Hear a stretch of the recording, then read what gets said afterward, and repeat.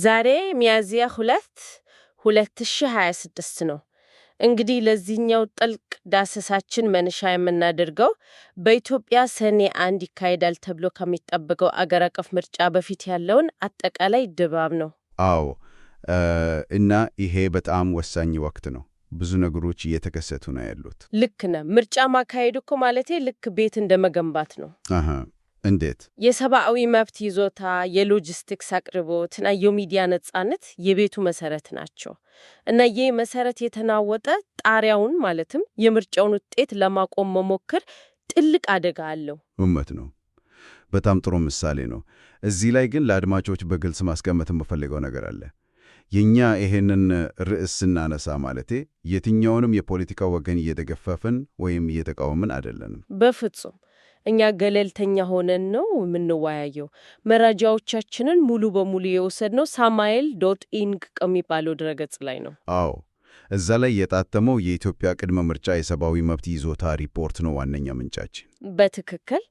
እና አድማጮች ይህንን ጥልቅ ዳሰሳ እንዲሁም ለተለያዩ ፕሮጀክቶች ግብአት የሆኑ ተጨማሪ ሰነዶችን በsamael.org ድረገጽ ላይ ማግኘት ይቻላል። ከዛ በተጨማሪም ይህንን ዝግጅት በስፖቲፋይ፣ አፕል ፖድካስት፣ አማዞን ሚውዚክ፣ ካስትሮ፣ ፖድቢን እና ኦዲብል መተግበሪያዎች ላይ ማዳመጥ ይቻላል። እሺ፣ አሁን ከመጠነ ሰፊው የቅድመ ምርጫ ድባብ ወጣ ብለን በቀጥታ መሬት ላይ ወዳሉ የዜጎች የዕለት ተዕለት ሕይወትና የሰብአዊ መብት ሁኔታ እንሻገር። ጥሩ። ሪፖርቱ እዚህ ላይ በጣም አሳሳቢ ቁጥሮች ነው የሚያነሳው። የኢትዮጵያ ሰብአዊ መብቶች ኮሚሽን መረጃ ነው። እስከ የካቲት 2026 ባሉት 6 ወራት ውስጥ ብቻ 1336 ሰዎች ያለአግባብ መታሰራቸውን ሪፖርት አድርጓል። ቁጥሩ እጅግ ከፍተኛ ነው። ማለቴ በ6 ወር ውስጥ ብቻ። እና ደግሞ ከነዚህ ውስጥ አብዛኛዎቹ ማለቴ 915ቱ በኦሮሚያ ክልል ነው። 186ቱ ደግሞ በአማራ ክልል የተመዘገቡ ናቸው። ይሄ እንግዲህ ግጭት ባለባቸው አካባቢዎች ያለውን ጫና ያሳያል። እዚህ ላይ ግን ይህንን ጉዳይ ዝርዝር አድርገን እንየው። ማለቴ በእነዚህ የግጭት ቀጠናዎች ውስጥ ታጣቂዎችን ኢላማ ማድረግ የተለመደ ነው ብለን ልናስብ እንችላለን። አዎ፣ የጸጥታ ስራ አካል ነው ሊባል ይችላል። ግን ሪፖርቱ የሚያሳየው ሌላ አስገራሚ ሀሳብ አለ። የታሰሩት ሰዎች የጤና ባለሙያዎች፣ የማህበረሰብ መሪዎች እና የሲቪል ማህበረሰብ ሰራተኞችም ጭምር ናቸው። ይሄ ነው ትልቁ ችግር። ታዲያ የጤና ባለሙያን ማሰር ከምርጫ ደህንነት ጋር ምን አገናኘው? እዚህ ጋር ትኩረት የሚስበው ነገር ምን መሰለሽ? መንግስታት መረጋጋት የሚለውን ቃል የሚተራገሙበት መንገድ ነው። ማለቴ ሁሉንም ሰው ዝም ማሰኘት። ልክ ነው። የጸጥታ ኃይሎች ስልጣን ያለ ገደብ ሲሰፋ ማህበረሰቡን ለማረጋጋት በሚል ሰበብ ተጽዕኖ ፈጣሪ የሆኑ ሰዎች በሙሉ ማሰር ይጀምራሉ። የሲቪክ ምህዳሩ እጅግ በጣም እየተበበ ነው የመጣው። ግን የጤና ባለሙያዎች እኮ ገለልተኛ ናቸው። ሰዎችን ማከም ብቻ አይደለም እንደ ስራቸው። አዎ፣ ግን በግጭት ቀጠና ውስጥ ስንት ሰው እንደሞተ ወይም እንደቆሰለ የሚያውቁት እነሱ ናቸው። ስለዚህ እውነታው እንዳይወጣ በማሰብ ኢላማ ይደረጋሉ። እንዴ! ይሄ እኮ በጣም አስፈሪ ነው። አዎ፣ እና ደግሞ ሰዎች ያለ ክስ እና ጠበቃ ለረጅም ጊዜ ነው የሚታሰሩት። ይሄ ዓለም አቀፍ የሕግ ሂደቶችን ሙሉ በሙሉ የሚጻረር ነው። እውነት ነው። ታዲያ የሲቪል ማህበረሰቡ እና የጤና ባለሙያዎች ሳይቀሩ ለእስር እየተዳረጉ ከሆነ ይህንን እውነታ ለሕዝብ የሚያደርሰው አካል ማን ነው? እሱ ነው ትልቁ ጥያቄ። እና ይሄ ቀጥታ ወደ ሚዲያው ሁኔታ ይመራናል። ልክ ነህ። ሚዲያው ላይ ያለውን ጫና ማየት አለብን። የካቲት 24 የኢትዮጵያ ሚዲያ ባለስልጣን የአዲስ ስታንዳርድን ፍቃድ መሰረዙን ሪፖርቱ ጠቅሷል። አዲስ ስታንዳርድ ብቻም አይደለም እኮ። አዎ፣ በሌሎችም ላይ ጋዜጠኞች ላይ የሚደርሰው እስራት አለ፣ የጉዞ እገዳ እና ደግሞ የዕቃዎች መወረስ ጭምር አለ። ካሜራ እና ድምፅ መቅረጫ ሁሉ ይወሰዳል። እና ይህ ምን ያመጣል መሰለሽ? በጋዜጠኞች ዘንድ ራስን በራስ ሳንሱር የማድረግ ወይም በፍርሃት ዝም ማለት ችግር ይፈጥራል። እዚህ ላይ ነው ነገሩ በጣም አስገራሚ የሚሆነው።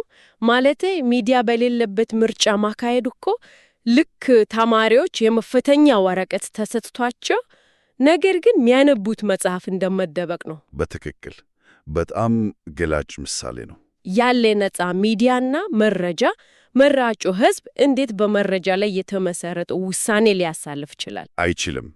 ማለቴ ይህንን ከሰፊው ምስል ጋር ስናገናኝ ነው አደጋው ጎልቶ ይታየናል። እንዴት? የጋዜጠኞች መታሰር እና ሚዲያዎች መዘጋት ትልቅ የመረጃ እጥረት ይፈጥናል። ሕዝቡ መረጃ በሚፈልግበት የምርጫው ወቅት ላይ የእውነተኛ ዜና ሲጠፋ የሐሰት መረጃና ፕሮፓጋንዳ ቦታውን ይወስዳል። አዎ፣ ባዶ ቦታ አይኖርም ማለት ነው። ወሬና አሉባልታ ይስፋፋ። ልክ ነሽ። ይህ ደግሞ ዜጎች ትክክለኛ ውሳኔ እንዳያደርጉ ያግዳል። እሺ፣ ከሰብአዊ መብቶች እና ከሚዲያ ነጻነት ባሻገር ወደ ሌላኛው መሰረታዊ ጉዳይ እንሂድ። ምርጫውን በተግባር ለማካሄድ የሚያስፈልጉት ቁሳቁሶችና ቴክኖሎጂዎች በምን ሁኔታ ላይ ናቸው?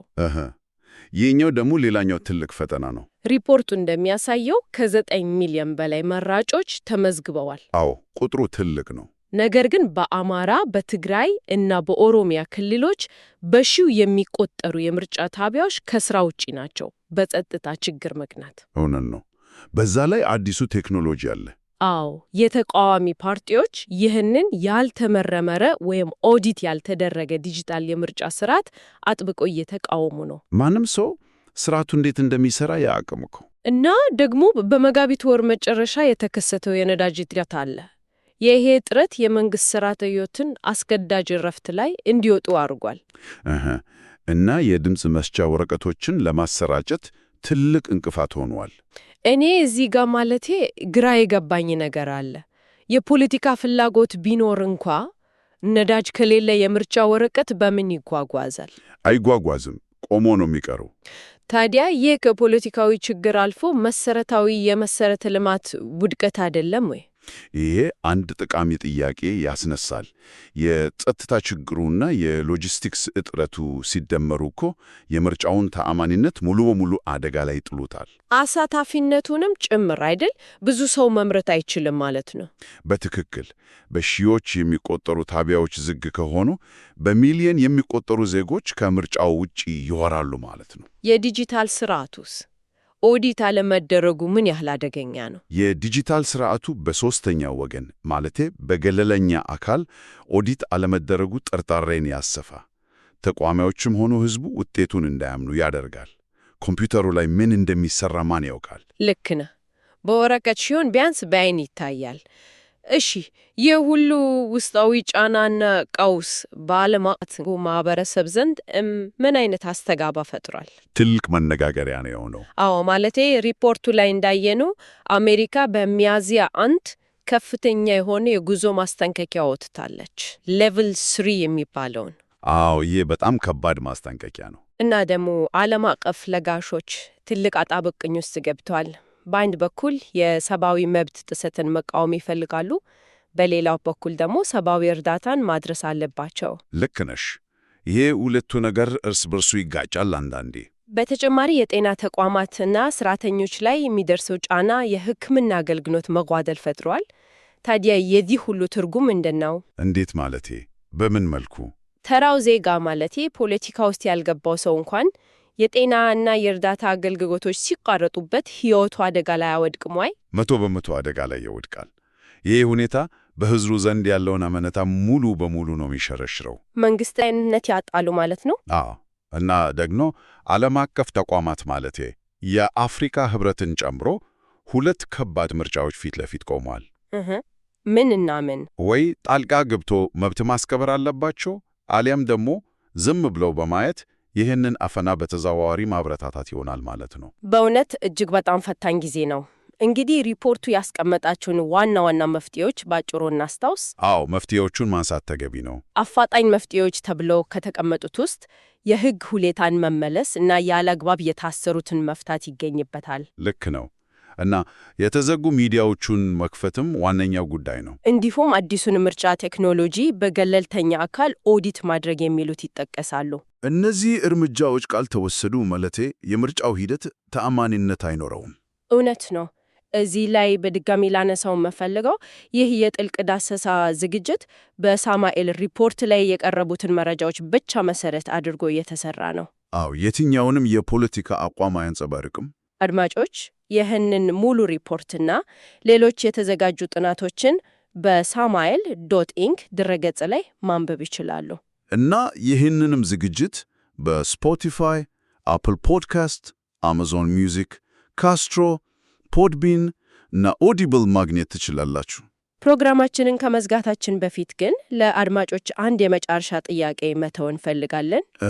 በጣም ከባድ ጥያቄ ነው እሱ። አዎ፣ በሚሊዮኖች የሚቆጠሩ ሰዎች በጸጥታ ምክንያት ድምፅ መስጠት ካልቻሉ፣ ነፃ ሚዲያዎች ከተዘጉ እና ተቃዋሚዎች ሂደቱን ካላመኑበት ሰኔ 2 ቀን ማለቴ ከምርጫው ማግስት የሚፈጠረው መረጋጋት የትክክለኛ ሰላም ምልክት ይሆናል ወይንስ የቀጣይ ትልቅ ቀውስ መነሻ? ይሄ የእያንዳንዱ ሰው ሊያስብበት የሚገባው ጉዳይ ነው። አዎ፣ መረጃዎችን መመርመራችሁን ቀጥሎ እንላለን። ለዛሬው የነበረን ጥልቅ ዳሰሳ ይህንን ይመስል ነበር። ስለተከታተላችሁን እናመሰግናለን። መልካም ጊዜ።